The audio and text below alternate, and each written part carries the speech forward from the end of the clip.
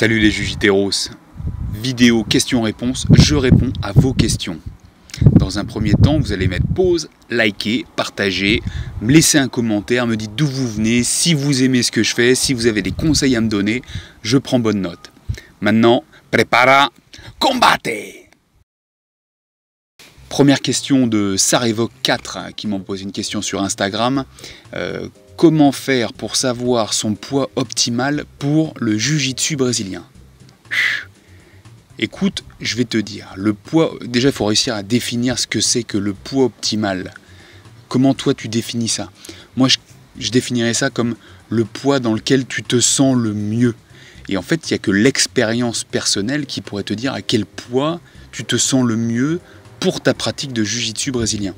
Ensuite, dans le jiu-jitsu brésilien, c'est soit tu le fais pour le plaisir, ne pas te faire démolir et te sentir comme une serpillière les lendemains d'entraînement, ou sinon c'est pour performer en compétition. Donc voilà, il faut voir un petit peu quel est ton objectif, tu vois, parce qu'il y a des objectifs qui diffèrent en fonction des personnages.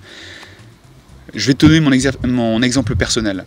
Je fais en ce moment 77-78 kg. J'ai fait de la compétition en moins de 82 kg. J'étais très bien, je pesais même en kimono, j'étais à 80 kg. Mais les lendemains de compétition, j'étais fracassé. Alors je performais bien, hein, mais j'étais fracassé le lendemain. J'avais mal partout, des douleurs, je mettais plusieurs jours à m'en remettre. Jusqu'au jour où je fasse la descente pour passer en moins de 76, où j'avais ensuite un poids de corps autour de 74 kg. Et quand je faisais les compétitions en 76 kg, les lendemains étaient magnifiques. En fait, oui, j'avais des petites égratignures, des petites douleurs, mais c'était incomparable par rapport au moins de 82. Donc déjà, il faut que toi, par ton expérience personnelle, si c'est pour la compétition, tu ailles te frotter sur une catégorie supérieure, voir si tu te sens bien pendant la compétition et le lendemain pour la récupération, et aussi pendant la préparation. Et si c'est pas le cas, tu te sens fracassé, va dans la catégorie en dessous. Moi, à mon avis, c'est comme ça qu'il faut que tu arrives c'est comme ça qu'on arrive à définir son poids optimal pour la compétition. Sinon, si c'est principalement pour l'entraînement, en fait, c'est le poids qui te permettra de t'entraîner sans être trop essoufflé, de pas être à la ramasse lors des entraînements et de pas avoir besoin de 3 à 4 jours, voire une semaine pour récupérer.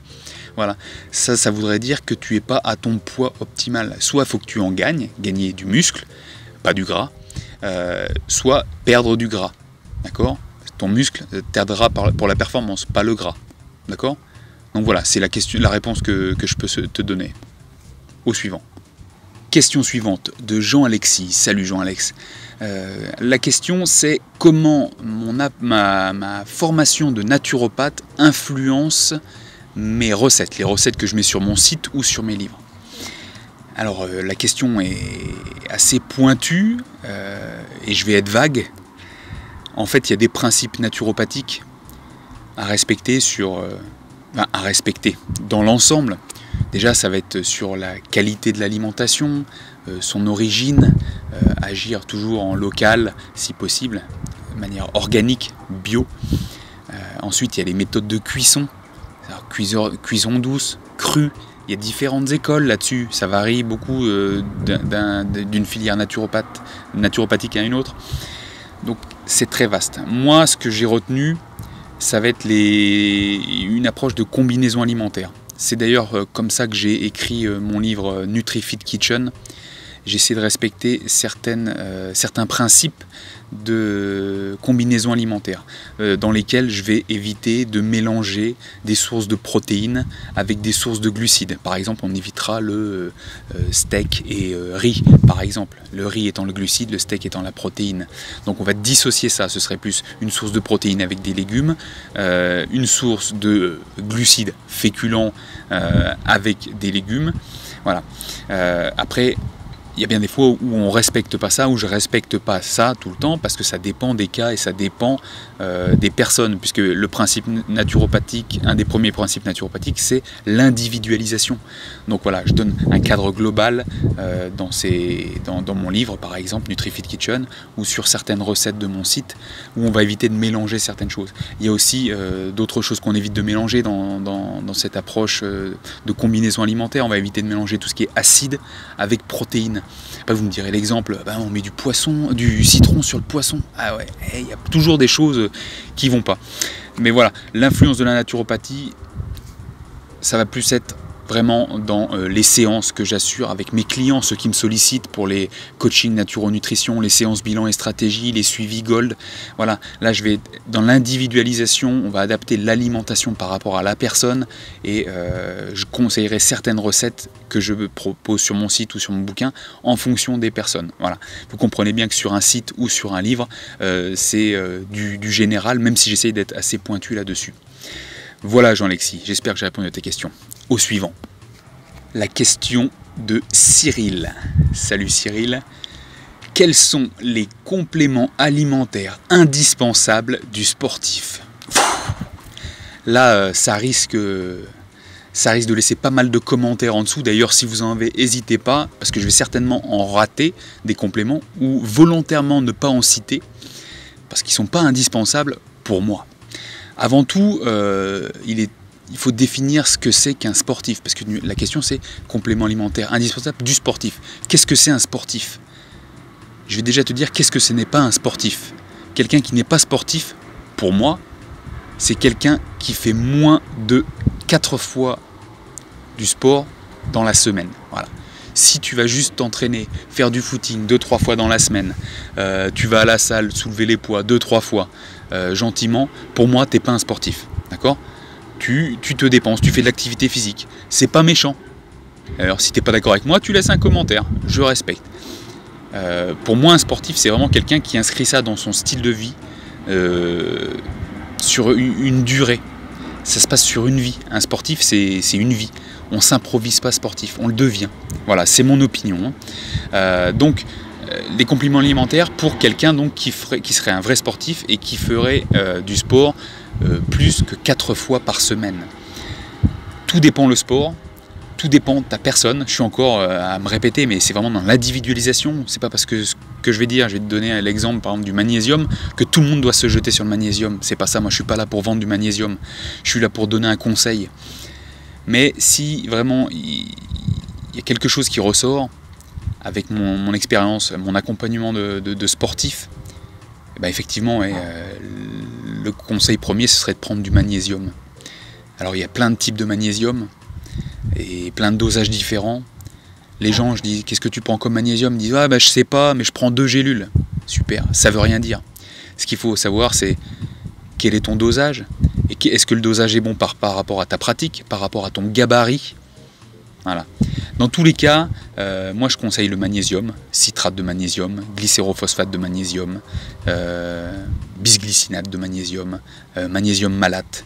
Voilà, c'est des choses qui sont correctes. Et il est conseillé par jour un apport de 250 à 300 mg pour être en bonne santé. Ça, c'est les apports nationaux recommandés. C'est toujours pour ne pas être en carence, c'est ça. Donc vous dites bien que si vous êtes sportif, vous dépensez plus que la moyenne, donc vous avez aussi des pertes liées à la contraction musculaire, à la transpiration, donc vous avez des besoins bien accrus. Donc vous ne vous limitez pas à 300 mg par jour, vous pouvez peut-être même doubler la dose, surtout en période estivale, période chaude, période à grosse transpiration. Si vous faites du jiu-jitsu brésilien, enfermé, kimono, on transpire toujours beaucoup, doublez les doses en petites fractions.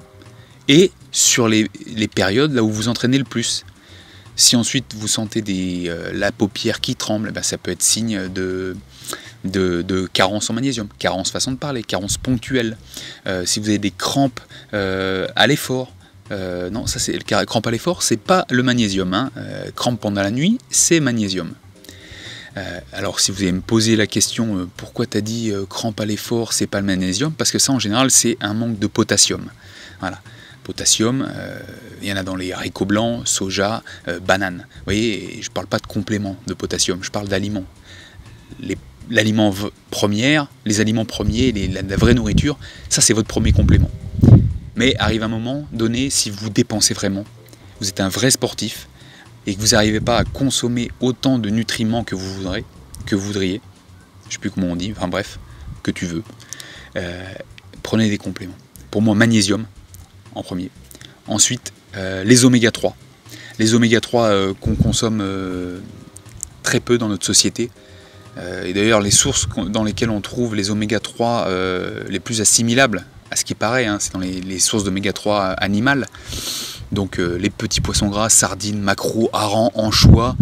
J'imagine que c'est pas ce que vous mangez le plus. Moi j'adore ça, hein. J'en mange 3 à 5 fois par semaine, donc il n'y a pas de problème là-dessus. Mais voilà, vous pouvez commencer par manger ces petits poissons, ou sinon vous pouvez vous supplémenter en oméga 3.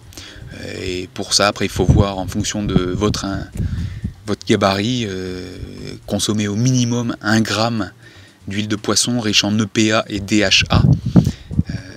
Voilà, je ne vais pas vous dire EPA, je crois, Eco, pas, Exa, hein, DHA, je ne sais plus ce que ça veut dire, mais j'ai pas le terme exact, mais je sais ce que c'est. Et je sais ce que ça fait de bien dans votre corps. Et ça, vous ne l'apportez pas assez.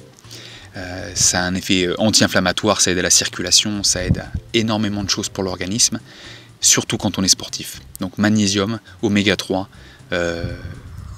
pour le moment, j'irai pas plus loin. Je vous dirais juste de manger varié, changer régulièrement les sources de protéines, pas toujours le poulet, poisson, viande, œufs, changer les viandes, tofu, tempeh c'est du soja fermenté, varié, parce que tout ça, ça vous apporte des nutriments auxquels vous n'avez pas l'habitude d'exposer.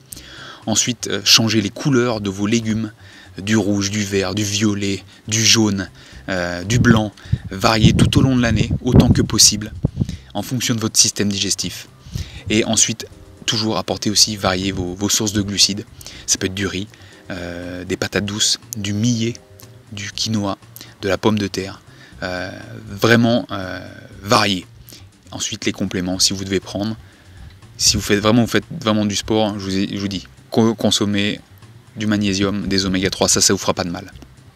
Et ben voilà les Jujiteros, j'espère que ça vous a plu. Si vous avez des commentaires, des choses avec lesquelles je me suis planté, vous n'êtes pas d'accord, des suggestions, des questions, laissez un commentaire, je me ferai un plaisir de vous répondre par une vidéo ou des commentaires comme vous voulez.